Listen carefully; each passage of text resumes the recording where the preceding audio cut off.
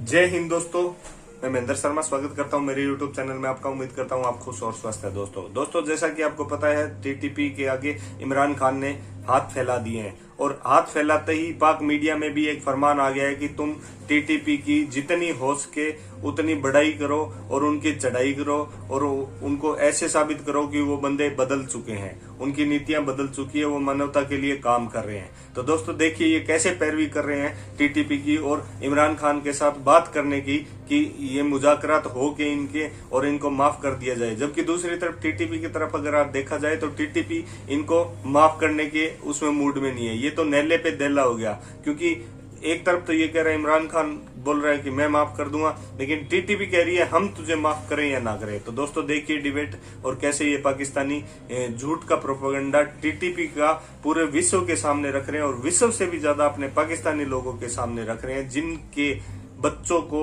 इन TTP वालों ने उड़ा दिया था। लगभग 80,000 लोग, ये खुद मान रहे हैं भी 80,000 लोगों को टीटीपी ने मार दिया आज तक, सैनिकों को और पाक आर्मी के सैनिकों को और बच्चों को। तो दोस्तों देखिए डिबेट और कमेंट में अपनी प्रतिक्रिया जरूर डालें दोस्तों। और लास्ट में आपसे रिक्वेस्ट करूंगा, अगर आप मेरे चैनल पे नए हैं तो मेरे चैनल को लाइक, शेयर एंड सब्सक्राइब जरूर करें दोस्तों। जय हिंद, वंदे मातरम, भारत माता की जय दोस्तों। हुए हिलाल साहब, ये क्या फिर से हम गुड तालिबान और बैड तालिबान वाले उसमें फंस गए हैं डिवीजन में कि जो हथियार फेंकना चाह रहे हैं उनके साथ बातचीत कर ली जाए? क्योंकि हमने तो ये भी सुना था कि जब पाकिस्तान ने माफी की बात की तो एक उनकी तरफ से भी ये थ्रेट आया था कि जनाब हमें तो कोई माफी चाहिए ही नहीं, हम तो यहाँ पे चाहते हैं कि शरीयत का निज़ाम नाफिज हो और उसके लिए हम मुसल्लह जद्दोजहद करेंगे। देखिए सीधी सादी बात यह है कि ये कभी नहीं हमारे साथ बात करते, कभी कोई माफी की बात होती नहीं अगर हिंदुस्तान उधर से नहीं जाता और अगर एनडीएस खत्म नहीं होता। ये जो लोग हैं ये हैं गुंडे और चोर और कातिल और इंतहा पसंद और इंडियन एजेंट्स, ये हैं वो, और ये कभी हटते नहीं, पीछे नहीं हटते, इसलिए उनका काम ही यही है। They know nothing else in life but to fight and kill, और उसमें उनका फायदा है। और हिंदुस्तान के लिए ये जबरदस्त लोग थे, मगर अब टीटीए ने इनको कहा है। अब कब तक टीटीए इन पे प्रेशर रख सकता है वो अलग बात है, मगर टीटीए ने उनको कहा है कि भाई हमने तो वादा किया है और हम अभी छुपा नहीं सकते। अब कुन्नर और नंगहार ये सब हमारे हाथ में है। पहले तो हम उस तरफ देखते थे जब तुम उनको अटैक करते थे, अब वो हमारे पास वो फ्रीडम ऑफ एक्शन नहीं है। तो मेहरबानी से खत्म करो। खत्म तो खैर तुम कभी नहीं कर सकते, बात करो। ठीक। और आपको मैं बताता हूं और मैं जानना चाहता हूं कि ये लोग जो एनडीएस और रॉ के लोग हैं, अगर भी ये कहें आपको कि हम रेकंसिलिएशन चाहते हैं, अगर भी ये कहें कि खत्म हो गया हमारी लड़ाई, हम वापस आके एज पीसफुल सिटीजन रहना चाहते हैं, बिलीव मी, एक लम्हे के लिए मत समझिए कि ये वाकई सच कह रहे हैं। अच्छा। उनके एजेंट्स हैं, उनसे पैसे ले रहे हैं, इस मुल्क में वो फिर भी होंगे और हमें उनको निगाह रखना पड़ेगा। मगर इसलिए कि वो सरेंडर करना चाहते हैं तो हम ना नहीं कह सकते। मगर बिल्कुल सही कहा जनरल ने, सिर्फ उन लोगों को जो बड़े जो कत्ल ने आम में नहीं हुए, and out of the question कि वो आर्मी पब्लिक स्कूल वालों को। मगर ये this is no great deal, बहुत खुश होने की जरूरत नहीं है। और ये जो प्राइम मिनिस्टर कहते हैं ना कोई मिलिट्री सोल्यूशन, मिलिट्री नहीं सोल्यूशन, मिलिट्री सोल्यूशन तो हो गया ना। First world war military solution था, second world war military solution है, वियतनाम मिलिट्री सोल्यूशन है और अफगानिस्तान भी मिलिट्री सोल्यूशन है। ये मिलिट्री हारे हैं कि ये वापस गए हैं? तो मैं समझ नहीं आ रही प्राइम मिनिस्टर साहब, क्या ये तो ऐसा लगता है कि पुलिस फोर्स को भी निकाल दो और कहो अच्छा आप वापस आना, अच्छा आपने चोरी की, सजा तो तुम्हारा हाथ कटना चाहिए, मगर अच्छा चलो तुम रेकंसिलिएशन चाहते, चलो चलो चलो आ जाओ भूल जाओ। अच्छा। और वो जो तुमने माल चोरी की, जो तुमने रेप वेप किया, वो सब भूल जाओ यार, for God sake. I hope he grows up. कोई रेकंसिलिएशन नहीं है, बी ऑन योर गार्ड। और ये एक मौका है, आप अपने दुश्मन को कम करें, weaken him to do it. ठीक है, ठीक है जी। इमरान साहब, क्या वक्त की जरूरत है तालिबान के साथ मुज़ाकरा, और तालिबान के साथ तो पहले भी मुज़ाकरात हुए जिनका खुद हिलाली साहब ने भी जिक्र किया। मुज़ाकरात की अहमियत से किसी तौर भी इनकार नहीं किया जा सकता, किसी भी वक्त, किसी भी माहौल में और किसी भी सूरत हाल में। ठीक। लेकिन इस मामले में जो ये मुज़ाकरात की बात है, मुझे 2-3 तरह से तशवीश है।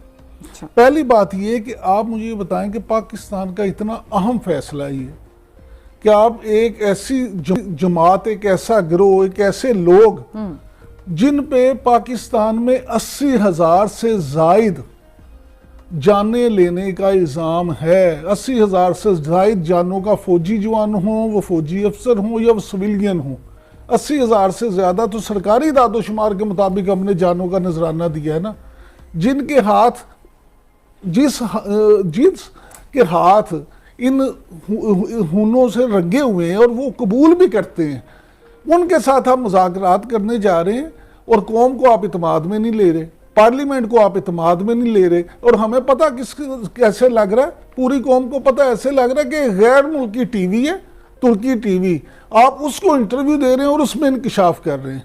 भैया आप पार्लियामेंट में जाएं, पार्लियामेंट को इत्मीनान में लें, अवाम को इत्मीनान में लें, फिर फैसला करें, जरूर करें जो आप करना चाहते हैं फैसला, ताकि अवाम का हो कि जी हमारे नुमाइंदे जो हैं वो सब इस बात और ये भी बताएं कि किन टर्म्स पे कर रहे हैं बात। अब मैं उधर ही आ रहा हूँ। दूसरी बात ये कि क्या आप भूल गए हैं कि माजी में किस तरह से मुज़ाकरात होते रहे। माजी में आप देखें, फजलुल्लाह के साथ हुकूमत ने मुज़ाकरात किए, सूफी मोहम्मद के साथ मुज़ाकरात हुए, नेक मोहम्मद के साथ मुज़ाकरात हुए, बैतुल्लाह मसूद के साथ मुज़ाकरात हुए, ये सारे मुख्तलिफ अदवार में होते रहे। हत्ता के फरवरी मार्च 2014 में जो मुज़ाकरात हुए उसमें एक कमेटी हुकूमत की तरफ से बनी, बिल्कुल ऐसे, एक कमेटी तालिबान की तरफ से बनी, और उस कमेटी में तालिबान की तरफ से तो इस वक्त जो हमारे हरदिल अजीज वज़ीर आज़म इमरान खान साहब, उनका भी नाम आया, लेकिन फिर ये तय किया गया कि इमरान खान साहब, पीटीआई ने यह तय किया कि वो शामिल नहीं होंगे, बस के रुस्तम शाह मोहम्मद जो हैं वो उसमें शामिल, समीउल हक साहब जो मरहूम हैं उनका उनका नाम दिया था, और फिर प्रोफेसर मोहम्मद इब्राहिम साहब का नाम दिया था।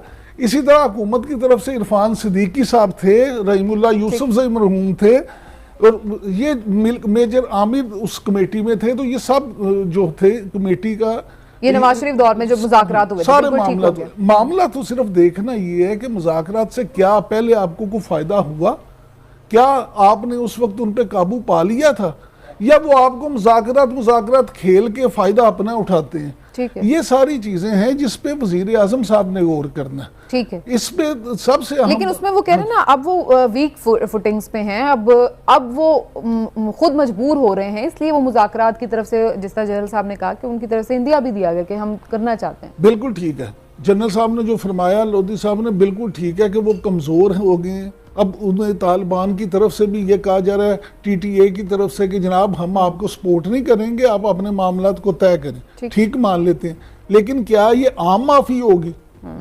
क्या हम सबको आम माफी दे देंगे, या उसमें फिर जो जिसका जिस तरह से जुर्म है उसको उसी तरह से ट्रीट किया जाएगा, और फिर किस तरह से फैसला होगा? मैं समझता हूँ कि मुल्क की तरक्की के लिए, मुल्क में अमन और अमान की सूरत हाल को बेहतर बनाने के लिए, लॉ एंड ऑर्डर के लिए हुकूमतों को बहुत मुश्किल फैसले भी करना पड़ते हैं। हुकूमत अब भी, अगर हुकूमत वक्त ये समझती है, तो पीपल्स पार्टी ने अभी कुछ मिनट पहले, आपको ये लगता है मुज़ाकरात हो सकते हैं, लेकिन सबको इत्मीनान में लेके करें, पार्लियामेंट में आए, डिस्कस करें, अभी कुछ मिनट पहले पीपल्स पार्टी की तरफ से मुतालबा आ भी गया। आप पार्लियामेंट में आए, सब पूरी कौम को इत्मीनान में ले, और फिर जो मर्जी। बिल्कुल ठीक है। जनरल साहब आपकी तरफ मैं आती हूँ, लेकिन इसमें मैं फवाद चौधरी साहब ने किस तरह से एक्सप्लेन किया है उनकी बात को, प्राइम मिनिस्टर साहब की, और क्या उनका इस पे विजन है, मकसद क्या है ये मुज़ाकरात का, उन्होंने क्या बताया, वो सुन लेते हैं, फिर आगे चलते हैं। लोगों को, रियासत को ये मौका देना चाहिए कि वो जिंदगी के धारे में वापस आ सकें, और वज़ीर आज़म साहब ने आज जो असूल वज़ा किए हैं, जिनके ऊपर हम आगे बढ़ना चाहते हैं, वो यही असूल है कि हम अपने आइन और कानून के दायरे में रहते हुए उन लोगों को जो अपने मखसूस हालात के पेश नज़र पाकिस्तान के रास्ते से जुदा हो गए थे, उनको वापस रास्ते पर ला सकें। जनरल साहब, लेकिन ये रास्ते पर आएंगे या फिर ये दोबारा उस मौके का फायदा उठाकर दोबारा से मुनज़्ज़म ना हो जाए? अब इस चीज की गारंटी कौन देगा, कौन लेगा? जी देखिए, इसकी गारंटी हालात है।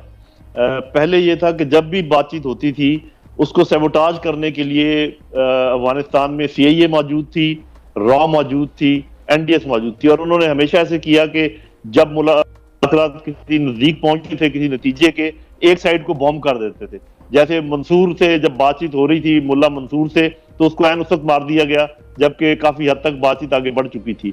शुरू में जब जैसे वो बता इमरान के और भी मुज़ाकरात, तो हर मुज़ाकरात को सैबोटाज किया गया। अगर आप पूरी हिस्ट्री देखें, उसको आगे बढ़ने नहीं दिया गया। अब सैबोटियर तो नहीं है, उनके पीछे फॉल बैक पोजीशन नहीं है, इसलिए इन मुज़ाकरात को सैबोटाज आसान काम नहीं है। एक आपने सवाल उठाया था, वो मैं बिल्कुल क्लियर करना चाहता हूँ, good Taliban and bad Taliban. देखिए, अफगान तालिबान को भी हम तालिबान कहते हैं और तहरीक तालिबान पाकिस्तान को भी हम तालिबान कहते हैं। अफगान तालिबान ने है अपने मुल्क के फ्रीडम के लिए, आजादी के लिए, उन्होंने हमें कुछ नहीं कहा।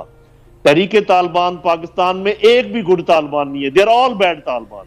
तो ये इट इज वेरी क्लियर। शुरू से मैं भी उन लोगों में शामिल था जो तफरीक गुड तालिबान और बैड तालिबान में, और ये फर्क है। इसलिए इसको मिक्सअप करने की जरूरत नहीं है। तहरीक तालिबान पाकिस्तान में लेकिन जनरल साहब, वो तो कह रहे हैं कि तहरीक तालिबान पाकिस्तान ही के कुछ ग्रुप से हमारी बात हो रही है, सम ऑफ देम, तो इसका उन्होंने मतलब नहीं है कि they are talking to good Taliban, they are still talking with bad Taliban.